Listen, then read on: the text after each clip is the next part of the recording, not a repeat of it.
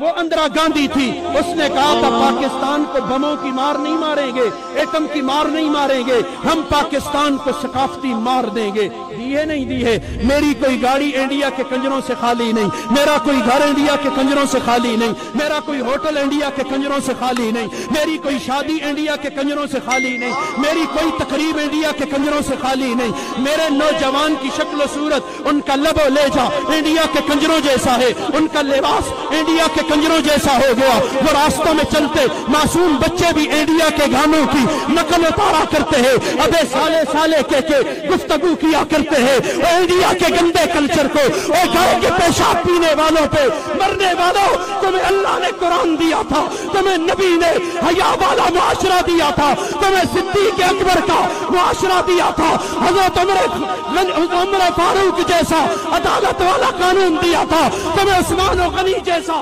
صحابت اور حیا والے قانون دیے تھے، تمہیں جناب علی جیسے